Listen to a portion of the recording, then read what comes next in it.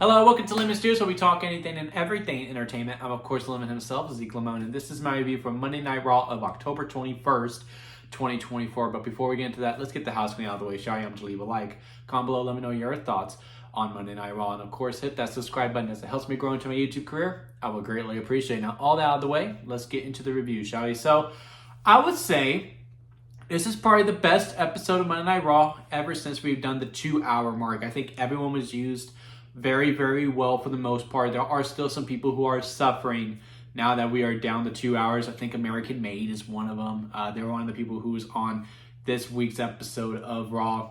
But I think the biggest hit is the Pure Fusion Collective, and who have not been on TV since the first week that we went 2 hours. Granted, we've only had 3 episodes, but there was no peep of them on the pre-taped show on last week, and there was not a single peep about them at all throughout this week, unless I am misremembering. Please let me know if I am. But yeah, just some superstars are getting the short stick, which, unfortunately, this is just what's going to happen. But for the superstars that were showcased here, I think we covered a lot of ground, and I'm really loving how much attention we are giving to the tag team division, especially with this World Tag Team title match. And I love that all the winners are faces, because let's face it, as long as the Judgment Day have the titles, unless they miraculously turn face somehow, which I don't see happening, then yeah, no heel is going to face them for the tag team titles, because there's nothing to invest in that. You need that good guy to really sink your teeth into. I think case in point is Liv Morgan versus Nia Jax. Now, I've actually enjoyed the build quite a bit, but it has nothing to do with the fact that it's Nia Jax versus Liv Morgan. It's the fact that, okay, how is Rhea going to get involved? Will Tiffany Stratton cash in? It's those other factors that get me interested in it, not the fact that we're having evil versus evil. So was American Made going to win? I was hoping for them. I was like, they're not going to get to the title match, but I wouldn't mind them getting to the finals at least, and then losing there just to show that they had a strong going. But no, LWO beat them in a very fun match. I thought it was a really good time, but I think the good guys needed to win. And then we had the New Day versus the Final Testament, or Authors of Pain, and where we had our first big angle where the White Six finally came back after Xavier was like, nope, don't help R-Truth, even though he helped us, to keep going with the tease that split. And then we have the War Raiders, who qualified last week, I guess. I didn't know they were part of the tournament. But yeah, we're having this triple threat tag team match. Although the New Day are on the ropes, they're still good guys. War Raiders were presenting as baby faces and LWO. So now it's like, well, who wins? Do you have the New Day win again? They face the Judgment Day, and then they end up losing, and then that's when Xavier Woods finally snaps. Or do you give it to an LWO? Because we have been building up Judgment Day versus LWO for a little bit. I wouldn't mind seeing that. Or do we just put the strap on the War Raiders and then get them to the finals immediately, then maybe win the tag team titles? I think if any of the teams win that have the likely chance to actually beat the Judgment Day, I think the War Raiders is it. But I do think New Day and LWO are going to jump them pretty much, although there might be some hesitation with Xavier Woods. Then, those two will battle out, where I do think the LWO will win. And then I think that's when Xavier finally snaps. I can also see them where they get to win the tag team titles, and as soon as they lose them, where we build up to this 10-year anniversary, which is in November. I don't know which day in November. It just really depends on when that 10-year anniversary is. At least I think it's 10 years. There's an anniversary. There's a big anniversary for the New Day. So whenever that is, I think that's when we do the breakup.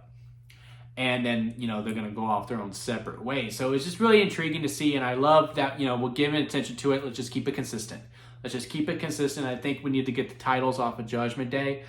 So honestly, whichever three of the 3 teams wins, I am pulling for them to beat the Judgment Day.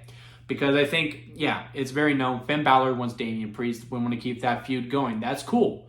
By all means, do Finn Balor versus Damian Priest again, where we can get a little more, dig our teeth into it a little bit more of this feud.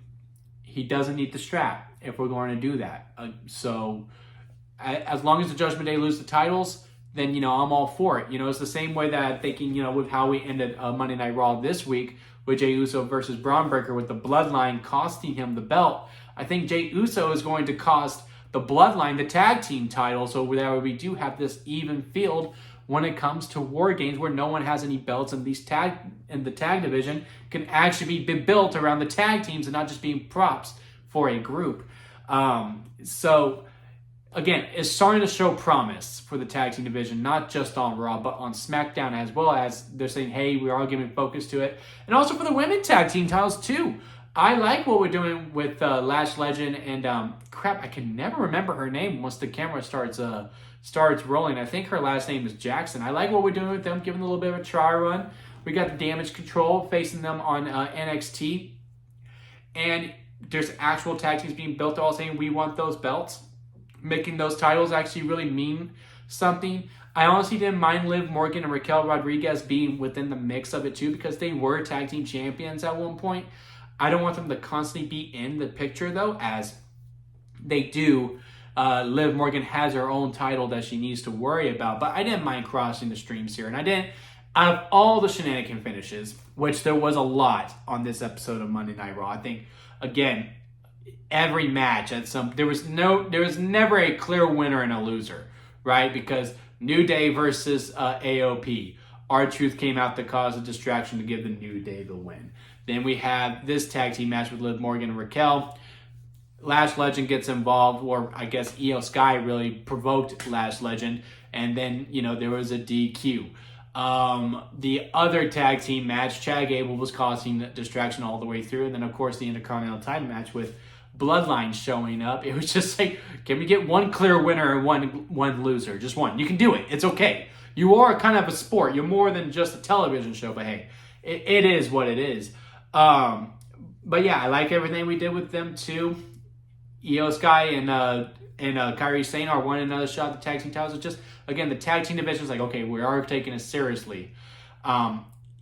It's just, again, with how Monday Night Raw and Friday Night SmackDown are right now. And I love the stuff we did with Bronson Reed and Seth Rollins. I honestly kind of wish we kept the bit going throughout the whole entire 2 hours instead of just the first hour where, Bronson Reed's walking and then Seth Rollins jumps him. Bronson Reed goes to talk to Adam Pearce, and then Seth Rollins jumps him, and then Seth Rollins goes to talk to Adam Pearce, and then Bronson Reed jumps him. I think we could have kept it going throughout the whole 2 hours before the match became official for a crown jewel. It's just that crown jewel feels like filler.